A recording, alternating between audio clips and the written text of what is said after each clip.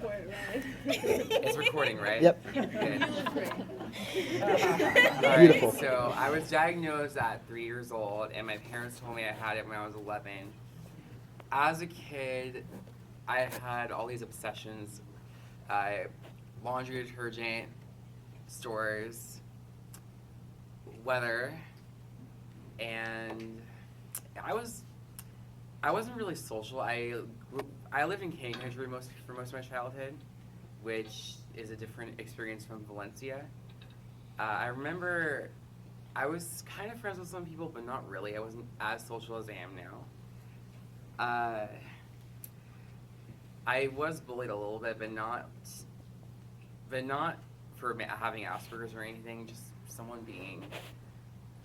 picking on me all throughout 4th grade. I even got death threats from him. So I actually had the guts to tell my mom about it and my dad about it, and they he was in my classroom that year. So he actually my mom fought to get him removed from that classroom, which happened, thankfully. But as a kid, I was also really into playing on the computer, watching Disney movies, watching Nickelodeon, stuff like that, and the Weather Channel, because that was weather.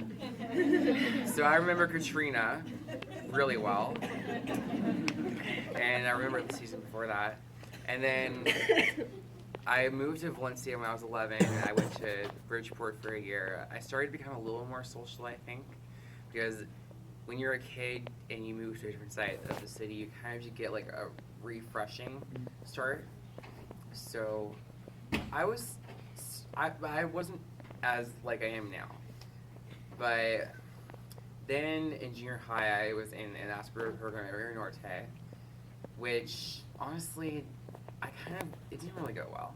Because like Mitchell said earlier, there is bullying within the community, and I was picked on for liking female artists like Avril Lavigne and, watching Disney Channel, because I really got into that when I was 12. So this was when Raven and Hannah Montana were on. And I was also into the Sims video game franchise. So they all picked on me for that, and I was also really into singing, so I would be singing Ashley Simpson, Britney Spears, Rihanna, and in my falsetto voice, because I was 13, 14, so puberty is at that time. So, needless to say, I was picked on a lot for that, and in 7th grade, I didn't have a backbone really, so I pretty much dealt with it, and it actually honestly, I really started resenting that whole program and people in it and people that were teaching in it. No offense, Brett. But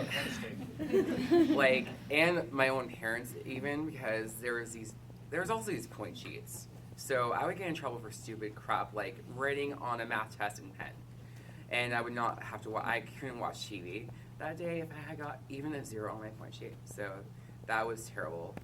In 8th grade, I was like, I had it with all the bullying and whatnot, so I started going to this area at Rio Norte called the Quad, which all the general ed kids were at, and my mom fought for me to transition into mainstream classes, so I took history and science with mainstream teachers that weren't special ed. And then high school, I went to Valencia, so there was no special ed programs there except for Yes I Can, which is not as good as Canyon, probably. Ooh. Trust me on that one. But that was where I really started to become social, because I could actually be myself and really flourish my personality to where I could actually talk with people and they could actually appreciate my interests and whatnot. So my singing that drove people annoying. I did choir when I was a junior and senior in high school. I wanted to work for being the most improved singer, and I also performed at my last banquet when I was a senior. I talked to a lot of people. I was very social in high school. Junior and senior was especially awesome because that's when I started getting invited to Sweet 16s, prize parties.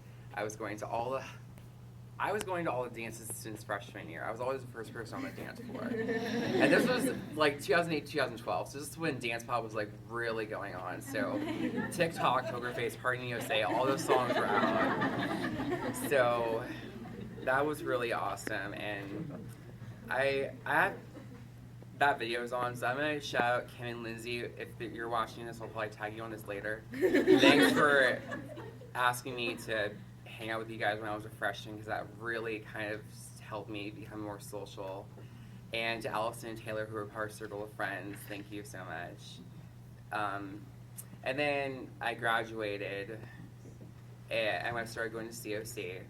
So at this point, all the Asperger kids that I was in junior high, I started going to COC, and thankfully, it was like 4 years by this point since I last saw them, so everyone's really come around, except for the homophobic people, but that's a different story.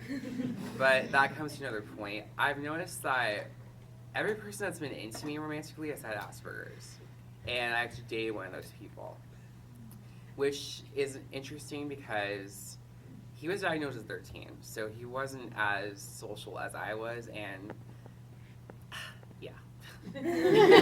But I'm just going to say that it proves that you should diagnose early so that you can at least become very social and have a good mom. Have a good mom, because my mom definitely really pushed for me to be very social and very outgoing. Yes, outgoing. So thank you to her too.